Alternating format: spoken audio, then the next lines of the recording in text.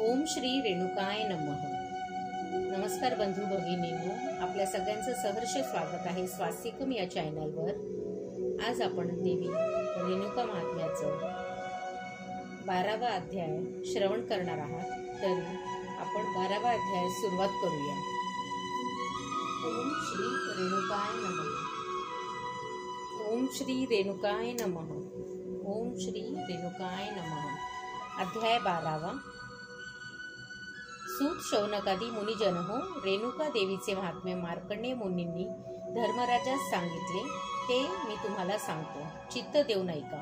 मुनिजन हो, रेणुका देवी मानव कोटीतील नव्हे, ही महादेवी आदी देवमाता अदिती देवी म्हणूनच घेऊन आदिशक्ती अवतारी होऊन उपमन्यू मुनीकडून प्रकारची योगिनी व अष्टप्रकारची लक्ष्मी असे अवतार धारण करून तिने आपले महात्म्य गुप्त रीतीने दाखविले।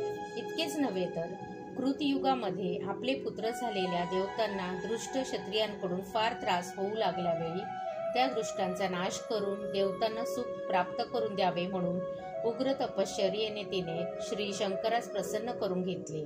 त्याच्या वरप्रसादाने रेणुक राजाने निर्मिलेल्या त्रिवेणी संगमाच्या पुण्यस्थानी यज्ञकुंडामधून उत्पन्न होऊन रेणुका देवी हे नाव धारण करून अग्निरुद्राकडून उत्पन्न झालेले चरुप्रसादाने ऋषींची ती धर्मपत्नी झाली व तिने श्री नारायण अवतारी अत्यंत पराक्रमी अशा परशुराम पुत्रास वैशाख शुक्ल अक्षय तृतीयेच्या दिवशी शुभ मुहूर्तावर जन्म दिला।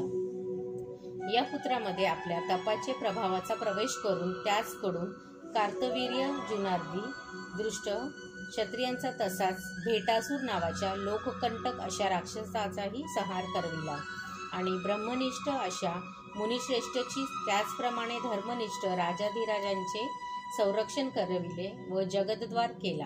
आणि शंकराच्या आज्ञेने तिने निमिषांचे वैधव्य भोगून पुन्हा सुमंगला झाली। अशा या देवीचे महात्म्य मी तुम्हाला आतापर्यंत सांगितले। अशा प्रकारे अनेक ऋषी महर्षींनी सांगितलेले वाक्याप्रमाणे या कालात जगन्माता रेणुका देवीचे महात्म्य दश दिशांतरी पसरून देवी आपल्या वरप्रधाने लोकांमध्ये भक्ती मार्गाचा प्रसार करू लागली। यामुळे या देवीची श्रेष्ठता वाढून सर्व लोक आपल्या इच्छेनुसार राजस तामस या सात्विक या 3 प्रकारची हिची पूजा करून आणि आपले मनोभिष्ट साध्य करून घेऊन सुखी होऊ लागले।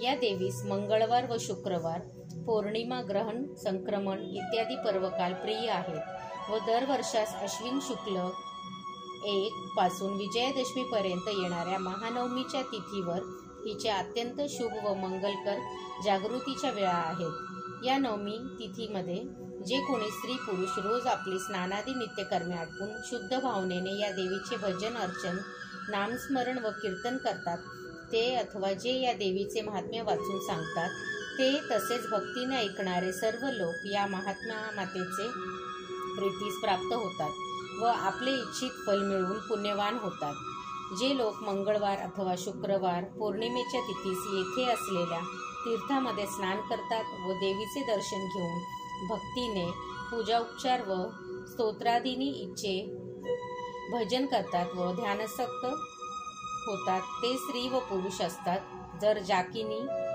शाकिनी भूत प्रेत पिशाचिनी ग्रस्त असतील तर ती त्यांची पीडा दूर होईल। गरीब असोत, ज्ञानी असोत, राजे असोत, ब्रह्मचर्य, गृहस्थ, वानप्रस्थ व संन्यास व चतुराश्रमातील शैव, वैष्णव, शाक्त, गाणपत्य, सौर इत्यादी मतानुयायी असोत, या सर्वांनी काम, क्रोध, लोभ, मोह, मद, मत्सरादी षडीरूपांचा त्याग करून भक्तिप्रभेने आपले ज्ञान नेत्र उघडून जर ते या देवीचे निज स्वरूप जाणून आनंद परवंश होऊन एक चित्त होतील तर त्यांच्यावर देवीची पूर्ण कृपा होईल। सुज्ञानी व सुशील असे आस्तिक महाशय हो, रेणुका देवी संतती संपत्तीसो भाग्य दीर्घायुष्य देऊन त्यांचे मंगल करो अशी इच्छा करून हे जगन्मातेचे महिमायुक्त चरित्र आपणास सादर केले आहे। आपण या देवीचे हे चरित्र पठन करून याचा सर्व लोकांमध्ये प्रसार करून आमच्या परिश्रमाचे सार्थक करील अशी आशा आहे। ओम श्री रेणुकाय नमः। ओम श्री रेणुकाय नमः। ओम श्री रेणुकाय नमः. ओम श्री रेणुकाय नमः.